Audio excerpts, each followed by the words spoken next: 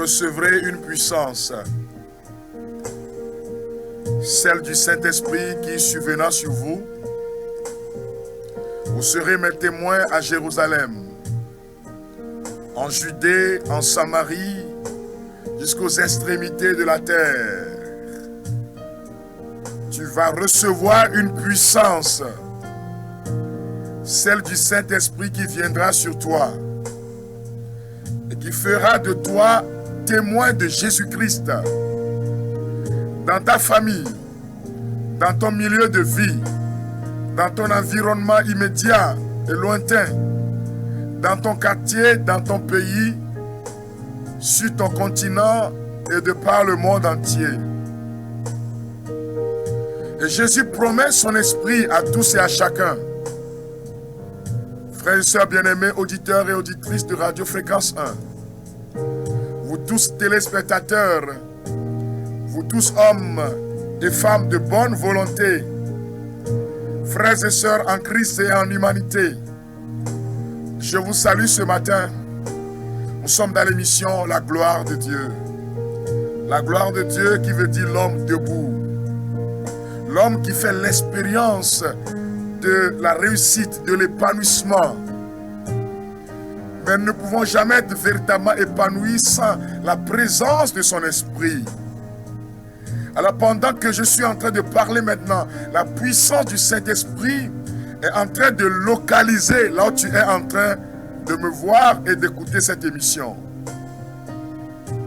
Dans le monde entier, les cœurs sont touchés, les cœurs sont libérés, les cœurs reçoivent la vie de Dieu. Et tu commences maintenant, pendant que tu suis cette émission, par demander son esprit. Tu demandes à être envahi de son esprit. Que la puissance divine d'en haut embrase nos âmes. Dans ce beau pays, mon cher pays, le Togo, sur ce continent, l'Afrique, sur le continent où tu te trouves en train de suivre cette émission, que la puissance de l'Esprit Saint te localise.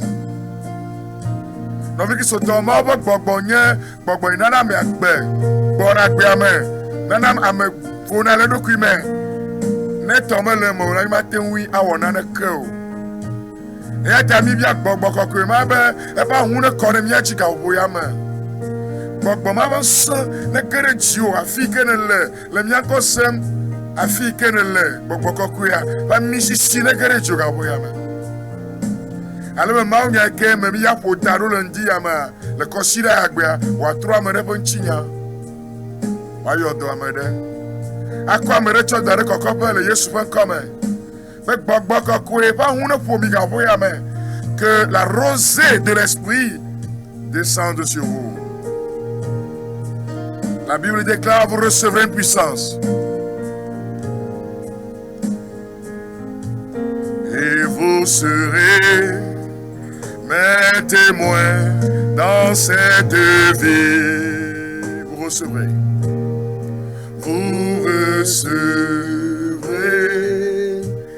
une puissance venant du Père et vous serez mes témoins dans cette vie. Vous recevrez une puissance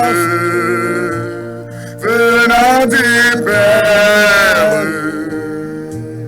et vous serez mes témoins dans cette vie, dans ce beau pays, sur ce continent, dans le monde entier. Les cœurs sont touchés, les malades guérissent, nos vies ont changé. C'est le Saint-Esprit qui agit dans cette vie, dans ce beau pays, sur ce continent, dans le monde entier,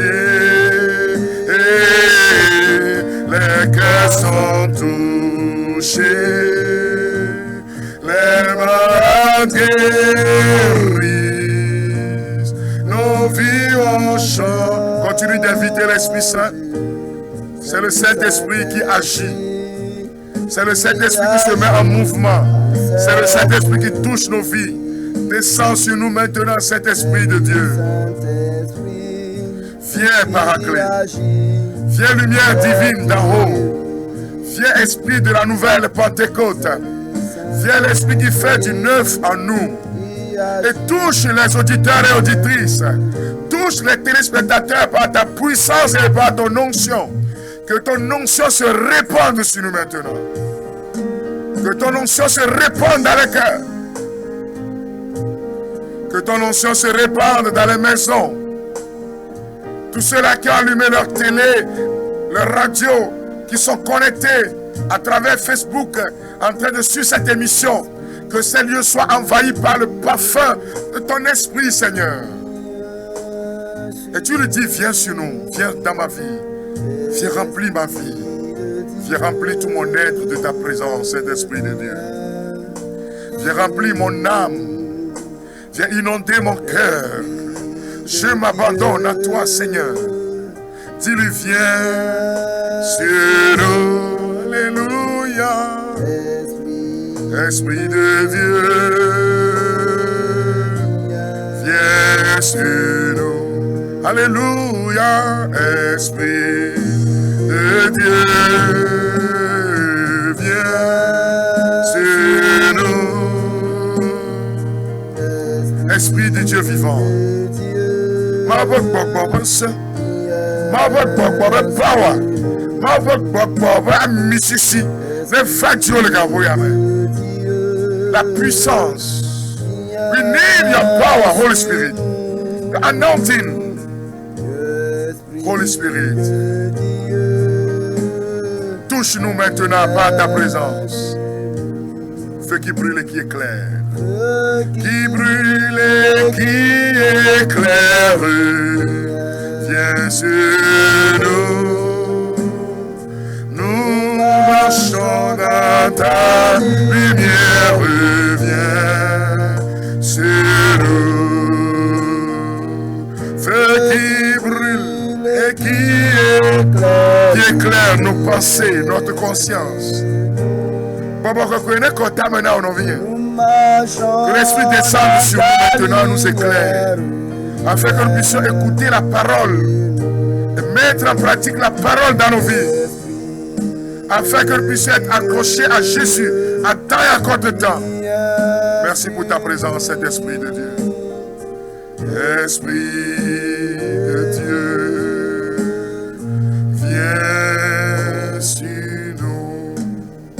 Au nom de Jésus et pour le bien de nos âmes, merci pour ta présence. Alléluia. Amen. Frères et sœurs, bien-aimés téléspectateurs, je vous salue dans le précieux, beau et merveilleux nom de Jésus. C'est le nom qui libère. C'est le nom qui nous donne la victoire. C'est le nom de Jésus qui restaure. Et nous sommes encore à notre rendez-vous de chaque dimanche, rendez-vous dominical, dans l'émission La gloire de Dieu, autour du thème « Tout va bien ». Peut-être le thème choque certains. Tout va bien. C'est biblique, hein? Alléluia. Amen. Tout va bien. Et certains vont dire, mais rien ne va bien dans ma vie. Ah non, mais quel est ce thème bizarre? Alléluia. Amen. Vous savez, avant de rentrer dans ce thème, mon introduction, je le tire de 2 Rois, chapitre 6. Du verset 8 jusqu'au verset 25, 23. On va s'arrêter quand même au verset 17 et suivant. Bien-aimés de Dieu, vous savez, un jour, le roi d'Aram complotait contre le peuple d'Israël. Et quand il fait des réunions dans son palais pour envoyer ses soldats sur le terrain afin d'attaquer Israël, le roi d'Aram se rendait compte que l'armée d'Israël les attaquait en premier. Pour dire que, en fait, le plan était toujours connu du peuple d'Israël. Alors le roi d'Aram s'est fâché. Il convoqua tous ses collaborateurs. Il se fâcha, je suis dans 2 Rois chapitre 6, verset 8 et suivant. On dit le cœur du roi d'Aram en fut bouleversé. Il convoqua ses serviteurs et leur dit: ne pourriez-vous pas me faire savoir qui d'entre nous est partisan du roi d'Israël? Qui parle au roi d'Israël? Qui est en train d'aller dire les plans que nous complotons contre Israël? L'un de ses serviteurs dit: personne, mon seigneur le roi, mais c'est Élisée, le prophète qui est en Israël. Il est capable de révéler au roi d'Israël les paroles que tu dis dans ta chambre à coucher.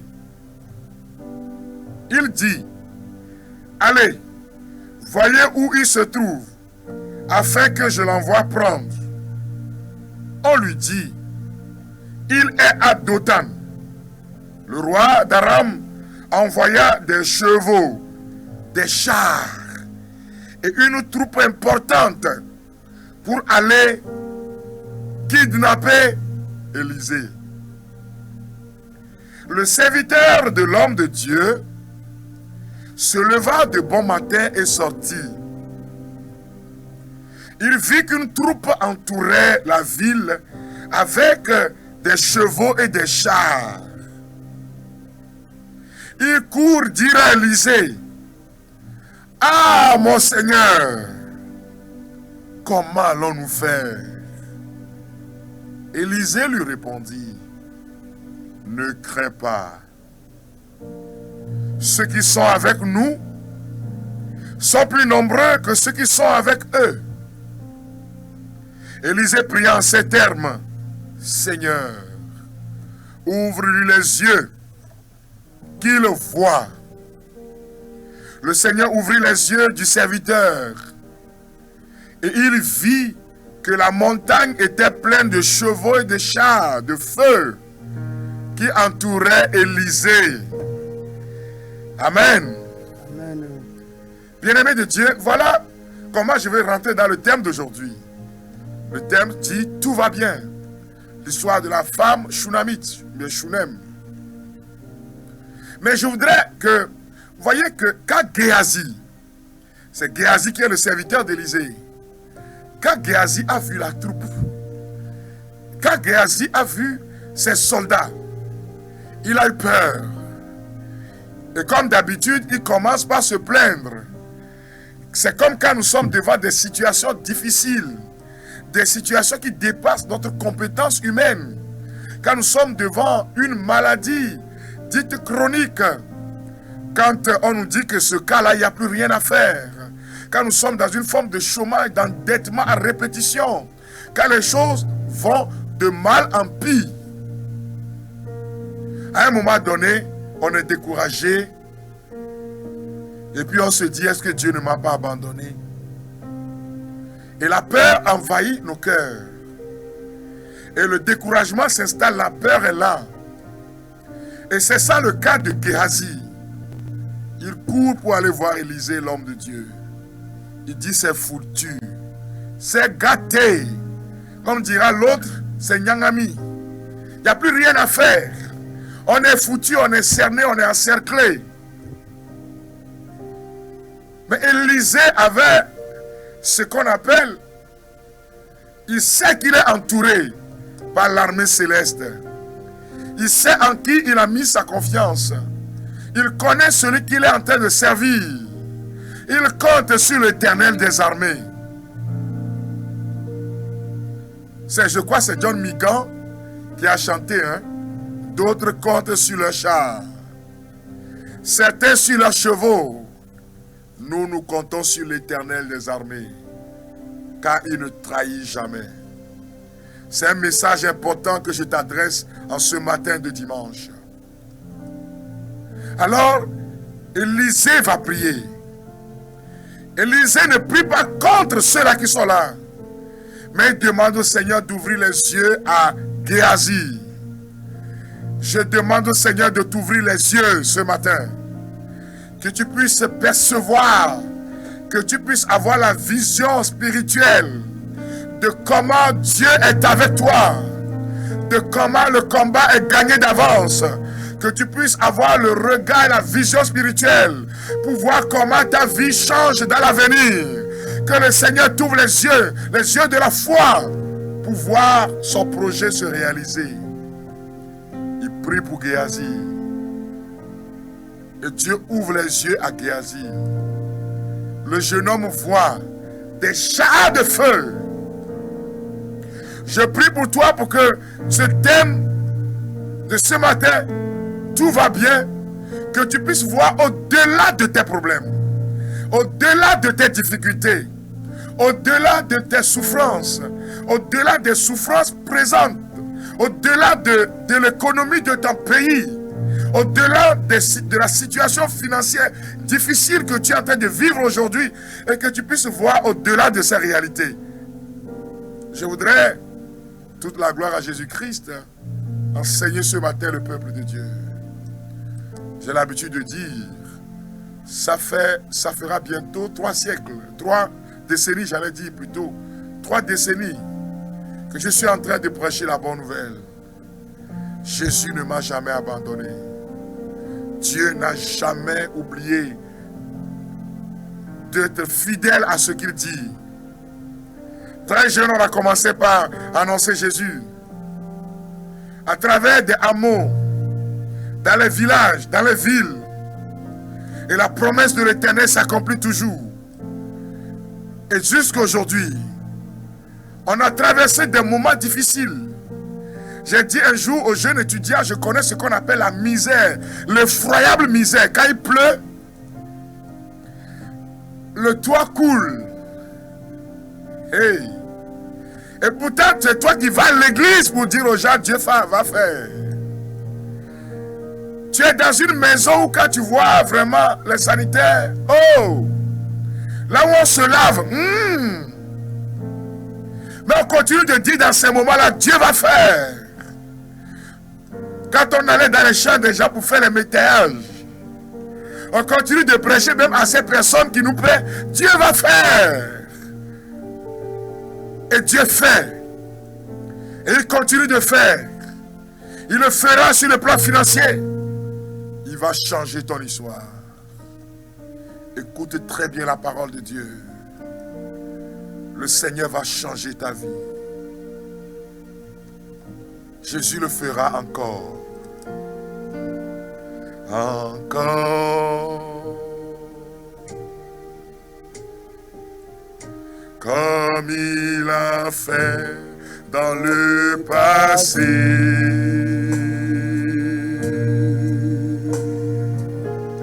Jésus le fera encore.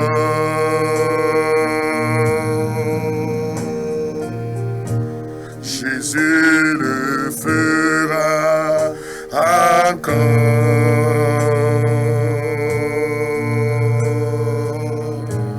Jésus le fera encore.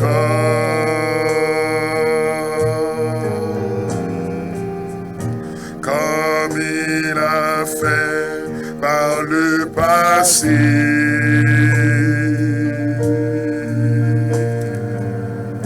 Jésus le fera encore. Qu'il t'ouvre les yeux. Ouvre les yeux, Seigneur, aux auditeurs et auditrices. Ouvre les yeux aux téléspectateurs.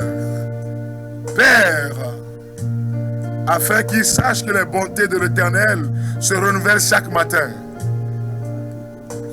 Merci Seigneur pour ce que tu es en train de faire. Je prie comme le prophète Élisée. Ouvre-leur l'intelligence pour comprendre les Écritures.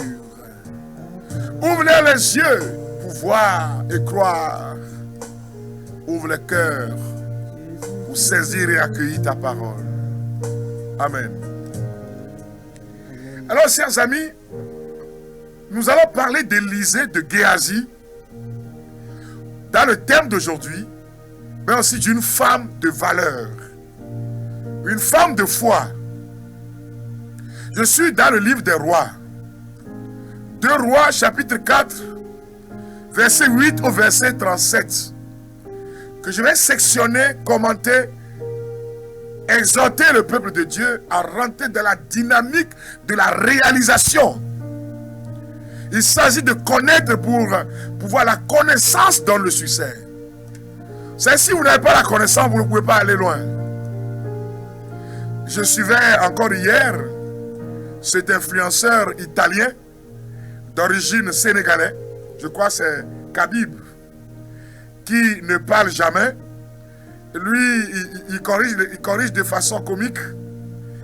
Et ce jeune homme était encore employé dans une société payée non connue du monde avant 2020. Corona est venu. Je crois qu'il a été licencié à cause des réalités du coronavirus. Et il va rentrer dans un autre monde. Il va commencer par livrer une autre connaissance. Il a vendu une part de cette société, on dit 51%, ça ne fait pas encore une semaine, qui s'élève à 900, près de 975 millions d'euros, près de 2 milliards d'euros. La connaissance dans le succès. Chers amis, je voudrais vous inviter à la connaissance. Vous n'avez pas la connaissance pendant que les gens sont en train de courir matin, midi et soir. Celui qui a la connaissance va arriver vite en ville. Celui qui a la connaissance voit le ciel et sait qu'il va pleuvoir, il ne faut pas sortir. Ou bien il faut se préparer. Alors, chers amis, rentrons dans la parole de Dieu. 2 Rois, chapitre 4, verset 8 à 37. Il s'agit d'une femme qu'on appelle la femme Sunamite. Et cette femme est une femme riche. Son mari est riche. La parole de Dieu nous dit, je suis là dans 2 Rois 4, 8 à 10. Je vais sectionner. Surtout, dès le début, la femme d'un de tes fils de prophète, dont je commence ici, il advint un jour qu'Élisée passa à Shunem. Il y avait là une femme de condition qui le pressa de prendre un repas chez elle. Depuis lors, chaque fois qu'Élisée passait, il s'y rendait pour prendre un repas. La femme dit à son mari, « Je sais que cet homme qui vient toujours chez nous est un saint homme de Dieu. Construisons donc sur la terrasse une petite chambre. Nous y mettrons pour lui un lit, une table, un siège et une lampe. Quand il viendra chez nous, il pourra s'y retirer. » Donc cette femme et son mari ont des moyens financiers. Ils ont le jet. C'est une famille riche. Mais la femme préparait et donnait toujours à manger à l'homme de Dieu. La femme avait un respect profond pour ce qui est spirituel. La femme voudrait faire du bien à l'homme de Dieu. Faire du bien à sa paroisse. Faire du bien à son église. C'est un secret de multiplication et de bénédiction. La dîme, les offrandes. Bien-aimés de Dieu, semer sur la bonne terre. S'occuper des pauvres, des orphelins. S'occuper de ceux qui sont dans la misère, dans la souffrance. Donner à manger aux pauvres, aux prisonniers. ceux qui sont dans le besoin. Dans le cas présent, il s'agit, frères et sœurs bien-aimés, de s'occuper de l'homme de Dieu. Toutes les fois qu'Élisée passait, on lui servait un bon repas. La question que je voudrais poser au peuple de Dieu, quel est le comportement que nous avons à l'endroit des hommes de Dieu authentiques? Parce qu'il y a trop de faux aujourd'hui. Il y a trop de menteurs qui mentent comme des arracheurs de dents. Il y a trop de faux prophètes. Et c'est ça qui fait aussi que à première vue, vous raqueter, vous tromper, vous arrachez votre sac et dire que c'est Jésus qui lui a dit pour qu'il vous reçoive, vous devez payer des sommes faramiteuses, colossales. Je ne parle pas de cela, chers amis. Quelle est ta relation avec ta paroisse, avec ton église? Quand on dit qu'il faut soutenir le projet, le ministère de tel pasteur, de tel prêtre, quand on dit qu'il faut construire pour la paroisse, quel est le comportement des chrétiens? Cette femme de Shunem, la femme shunamite, va aller plaider sa cause chez son mari. Je voudrais dire au passage, vous savez, la mission a besoin d'argent, hein? Que personne ne vous trompe. Je le disais au cours de cette semaine, à la campagne d'évangélisation, au centre culturel Loyola, sur ce terrain, je dis, si l'évangile que nous prêchons est gratuit, l'évangélisation a besoin d'argent. Alors, qu'est-ce qu'on appelle l'évangélisation? C'est tous les moyens mis en place pour apporter l'évangile. L'organisation, les baffes, même le pasteur qui va venir prêcher, le prêtre qui va prêcher la parole de Dieu. Il ne va pas venir en rayon. Il s'est sacrifié, s'est consacré pour prêcher l'évangile. Donc l'évangile a besoin de soutien. Et à chacun de le faire selon ce que Dieu met dans ton cœur. Et vous savez, dans la parole de Dieu, c'est très important de soutenir l'œuvre du Seigneur, l'évangélisation. Alors cette femme va poser un acte. Dans la vie de Jésus, il y avait des femmes de valeur. Dans le ministère public du Christ, il y avait des femmes, les femmes de Pilate, de ces hommes influents qui aidaient Jésus. Dans son gouvernement, il y avait un ministre des Finances. Vous ne connaissez pas son nom? C'est Judas Iscariote, qui gardait la bourse. Et même il y avait des hommes influents qui étaient dans l'ombre, disciples de Jésus. Frère, ça bien, c'est la parole de Dieu, je ne vous trompe pas. Quand Jésus était mort sur la croix, on dit que c'était le jour du Shabbat. Mais cette mort-là est une mort dangereuse, risquée. Ce sont les bandits qu'on va clouer sur la croix. Et personne ne veut se prononcer pour un bandit.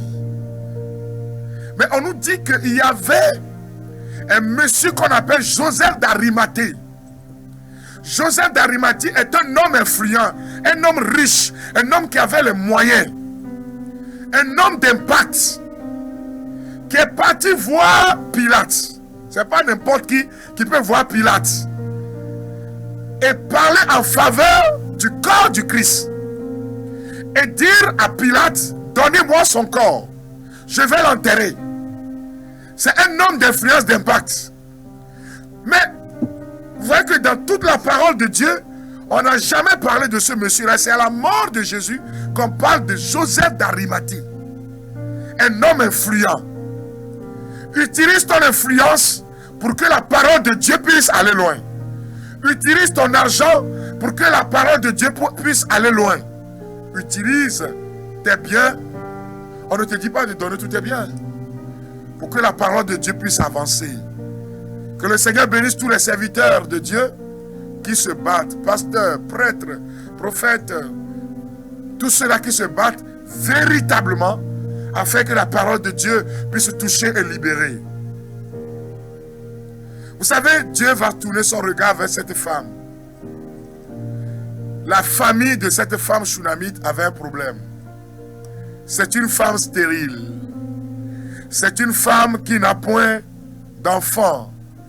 C'est une femme qui, justement, était, si on peut le dire ainsi, moquée, vivait dans la moquerie du fait que son mari est riche, mais n'a pas les moyens. Alléluia. Amen. Alors Élisée va dire, je vais faire du bien à cette femme. Je disais au cours d'une campagne d'évaluation à Takpamé, c'est quand le papa est bien rassasié qu'il bénit ses enfants. Vous savez pas? Quand tu es bien rassasié, le papa, il est à l'aise, il parle bien à ses enfants. Élisée est bien rassasié. Et il regarde, au-delà de la nourriture, qu'est-ce que je peux faire à cette femme? Géasi avait observé la chose et dit à son maître, cette femme-là n'a pas d'enfant. Il faut lui faire du bien. Alors Élisée lui dit, l'année prochaine. Or cette femme avait dit à Élisée, je suis tranquille dans ma maison, chez mes parents. Élisée lui dit, l'année prochaine au même moment, on t'appellera maman. Cela me rappelle un événement, chers amis. Une dame et son mari, que cette famille que j'aimais bien, cette famille qui m'avait beaucoup soutenu à l'époque quand j'étais encore étudiant. Mais cette femme n'avait pas d'enfant, une jeune et belle dame qui aidait beaucoup de personnes parce que son mari avait des moyens. Et j'ai dit un jour, maman, ma soeur, je vais prier avec toi. Elle m'a dit, Frédéric, bon, si tu veux. En fait, elle est déclarée stérile. Son mari, on dit que il n'y a plus tellement de spermatozoïdes. Et ça fait des années et des années. Et donc, ils sont en train de penser même à l'adoption. Je suis parti, nous avons prié. Tout va bien. Avec Jésus, tout va bien. On a prié le premier jour. Je les ai conduits dans la prière pendant un mois. Et j'ai dit, moi j'ai fini. Et elle semblait me dire, voilà, beaucoup de personnes avaient prié avec moi, mais rien ne s'est passé. Et c'était comme c'est la même chose. Je lui ai dit, ma soeur, j'ai envoyé la commande par la prière. Je crois que les cieux sont en train d'emballer les colis. Et donc la livraison sera faite dans les jours à venir. J'ai dit au monsieur, préparez-vous. Et quand on dit à un couple, préparez-vous, ils savent de quoi je parle. Alléluia. Amen. 2 mois, 3 mois sont passés. Et la sœur m'appelle pour dire, frère Frédéric, viens me voir. Elle dit, 1 mois après, je commence par sentir des nausées. Et ma forme est en train de changer. Ma poitrine prend une proportion bizarre. Je me sens mal. Et mon frère qui est médecin me dit, mais tu présentes tous les signes d'une femme enceinte.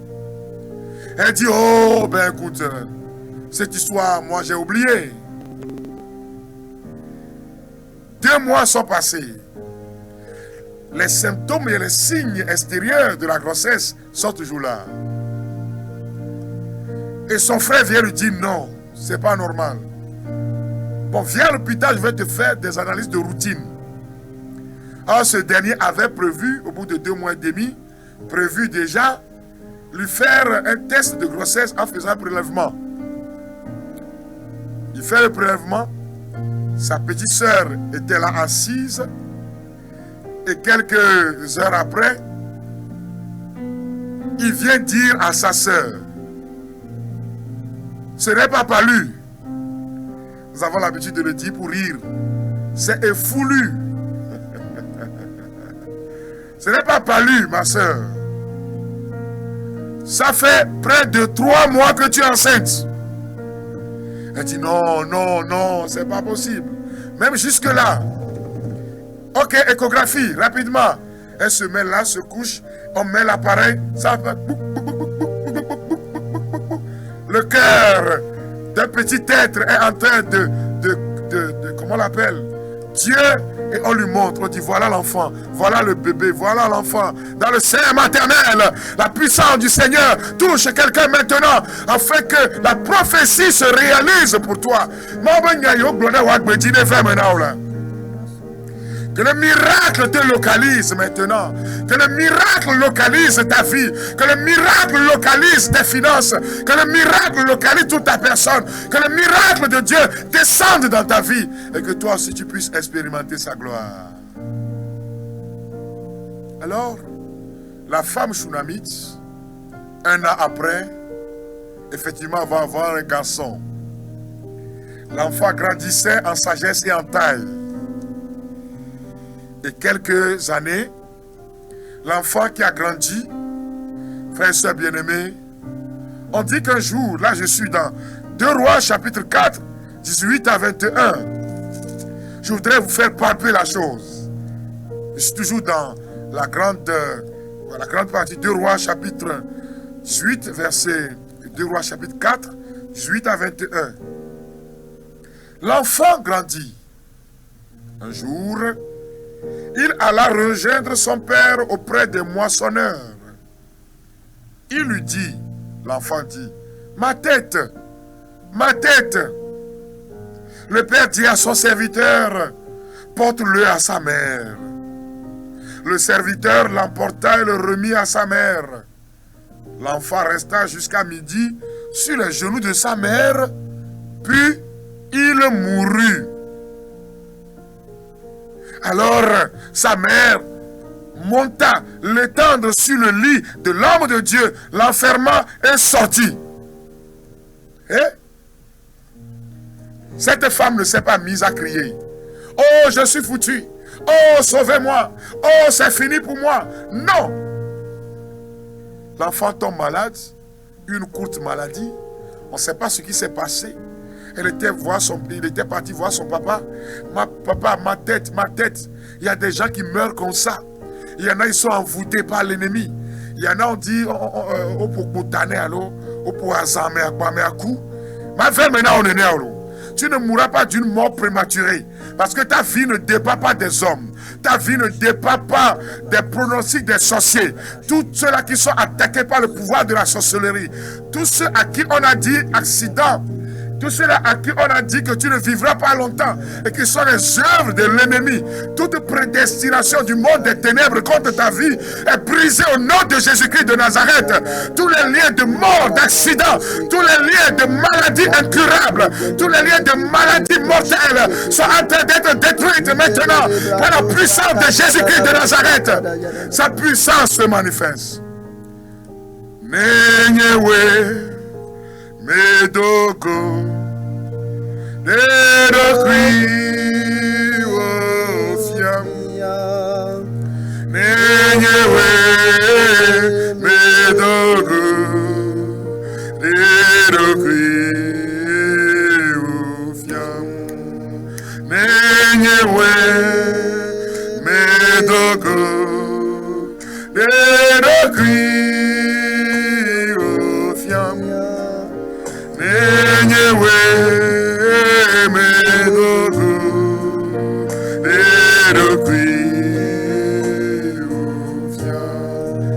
Le chant dit, c'est toi que je rencontre.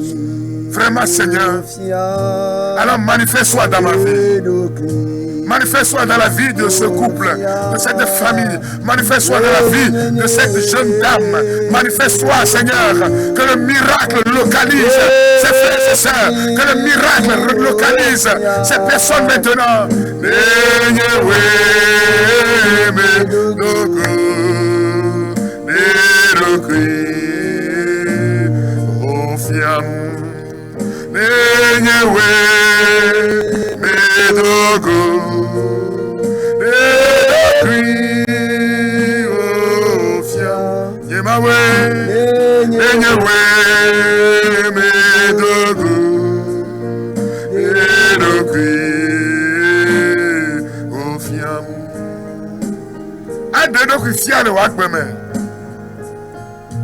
Alors l'enfant est mort.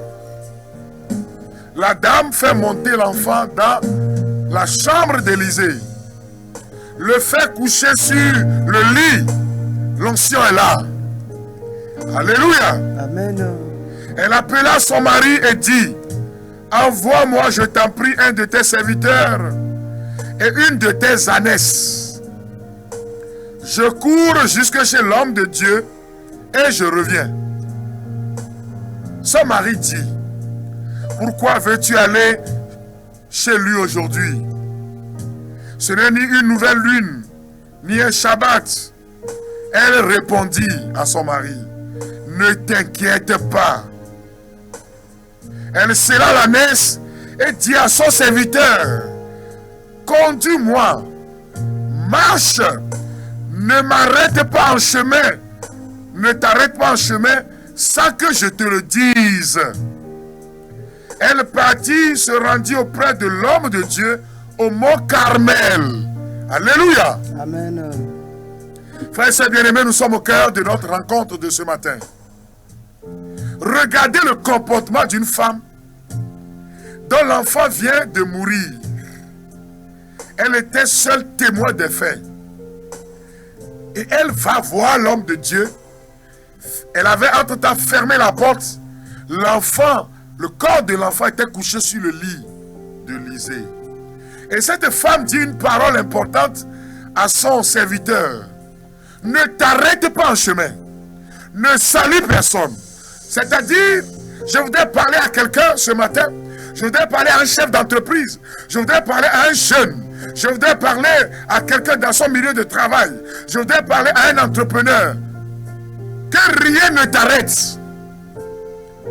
Soyez des responsables visionnaires. Que personne ne t'arrête sur le chemin. Peut-être aujourd'hui tu connais des difficultés. Mais ta vision détermine ta discipline.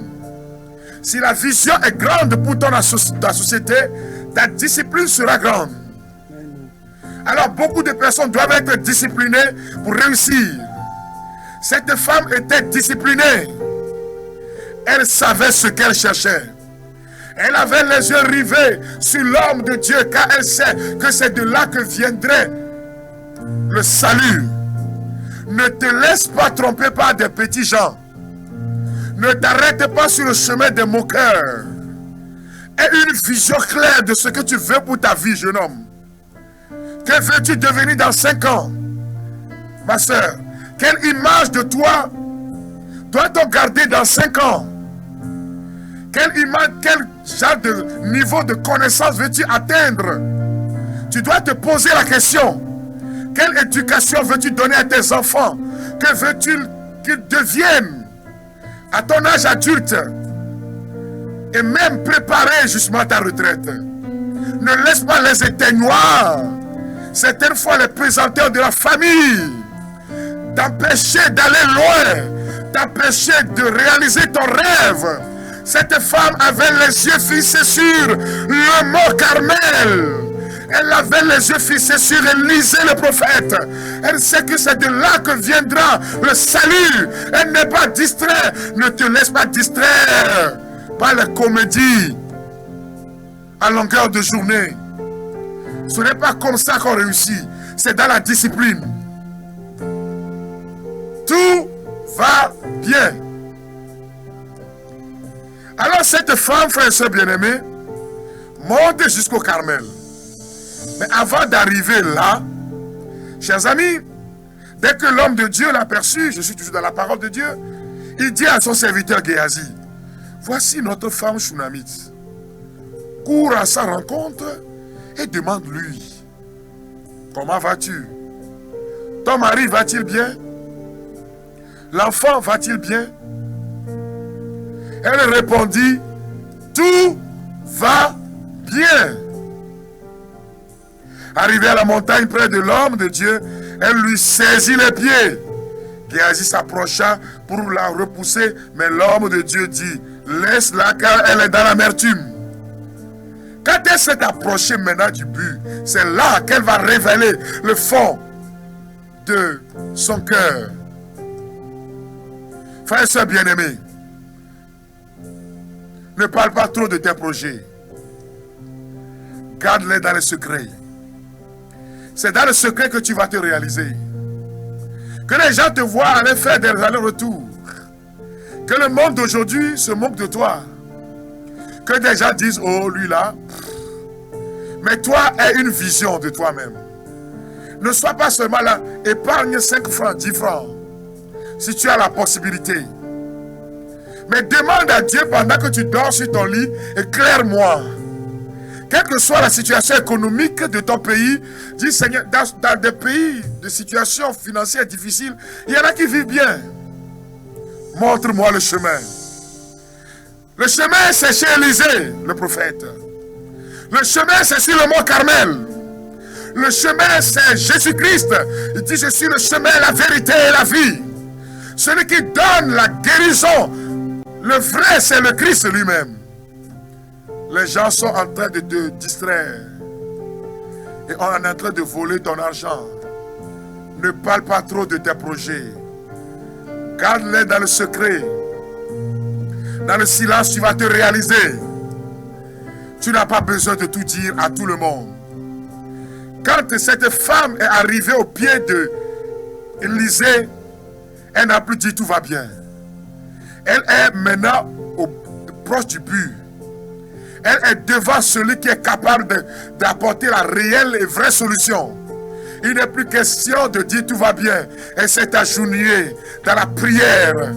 Elle a commencé par parler, répandre son cœur, souffrant devant le Seigneur à travers son serviteur Élisée. Et le Seigneur, par la main d'Élisée finalement, va redonner vie à son enfant qui est mort. Élisée ira jusqu'à la maison de la femme Shunamite. Et le miracle va s'accomplir. Je m'adresse à quelqu'un ce matin. Je parle à quelqu'un qui est dans la difficulté. Voyez, chers amis, tu dois déclarer. Tu ne dois pas dire à tout le monde, oh, ça ne va pas. Moins de choses, non. Il peut arriver. Parle à celui qui peut régler les solutions, qui peut apporter des solutions. Je ne dis pas de ne pas se confier. Hein. Je crois que vous m'écoutez très bien. Mais parle à celui qui peut t'apporter une solution. Ça, il ne va pas parler à quelqu'un qui lui-même se cherche. Et vous-même, vous devez vous chercher. Tu parles à celui-là qui peut, véritablement par la grâce de Dieu, t'apporter la solution, te réconforter. Il y a des gens, tu vas les voir, vous êtes dans des clubs de jérémiades. Ça dit que quand vous retrouvez entre vous, chacun parle de ses problèmes et chacun pleure. C'est quel club ça? Tu ne dois pas rester dans un tel club. Si tu veux avancer dans ta vie, fais attention à tes amitiés. Parce que toi-même déjà, tu es dans des problèmes. Et tu te mets encore avec des gens qui ont des problèmes, mais qui aiment parler de leurs problèmes avec beaucoup de passion et qui ne se parfument, mettent le déodorant habituel du découragement, des paroles de démission. Tu ne dois pas être dans ce club-là. Cette amitié-là ne te fait pas du bien. Et c'est pour cela que quand la dame a vu Géhazi, son problème ce n'est pas Géhazi. Elle n'a rien dit à Géhazi. Elle n'a rien dit au serviteur d'Élisée. Son problème, c'est Élisée lui-même. Elle s'agenouilla. Et le miracle va s'accomplir. Utilisez le langage du ciel. Dieu voit les choses autrement. Vous savez, chers amis, chers frères et sœurs, auditeurs et auditrices de la TV7 sur Canal+, on va voir dans la parole de Dieu certains comportements de Jésus qui vont nous interpeller. Dans Marc chapitre 5, versets 35 à 43. Vous voyez, on dit que la fille de Jaïros était morte. Quand Jésus est entré là, les gens sont en train de pleurer, de crier, c'est-à-dire. Et Jésus dit, mais la fille n'est pas morte. Elle dort. C'est ça le langage du ciel. Alléluia. Amen. Parce qu'on ne peut réveiller que quelqu'un qui dort. Jésus touche l'enfant et dit, Talitha Kumi. Et la fillette s'est réveillée. Tu dois savoir comment parler de toi maintenant. Tu dois parler de toi comme un homme de dignité. Une VIP, very important personality. Personality. Tu n'es pas n'importe qui, car Jésus a versé son sang pour toi. Le Christ ne parle pas de mort, il dit l'enfant dort. Tu ne dois plus dire je suis pauvre. Tu dis je suis en transformation pour la richesse et la fortune. Mon Dieu me prépare pour devenir un grand homme. Je ne suis pas misérable. On est en train de travailler sur moi. Et bientôt, ce que je suis véritablement va transparaître. Tu dois savoir parler de toi aujourd'hui. Car les gens te voient dans ta façon de marcher, dans ta façon de parler. Tu dois parler en t'appuyant sur la parole de Dieu. Quand Lazare était mort, je suis là, chers amis, dans l'évangile selon Saint Jean, chapitre 11. 11 à 15. Jésus disait à ses disciples, notre ami Lazare dort. Jésus ne parle pas de la mort. C'est quand les disciples n'ont pas compris que finalement Jésus va dire, en fait, il est mort.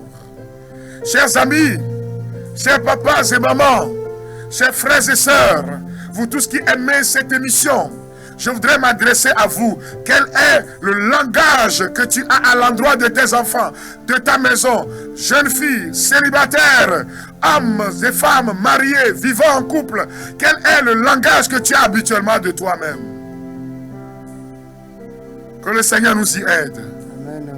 Que l'Esprit du Seigneur vienne sur nous. Amen.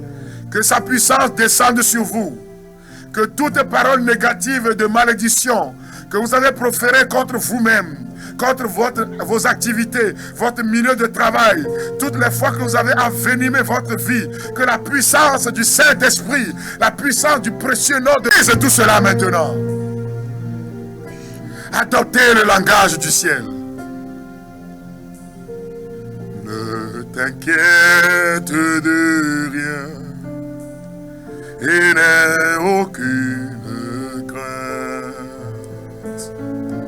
La joie vient le matin, les problèmes ne durent qu'un temps.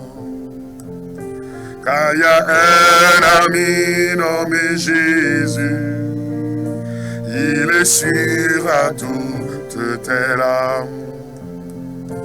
Et si ton cœur est brisé, l'Éternel déclare, oui, je sais que je réussirai, je sais que je résisterai,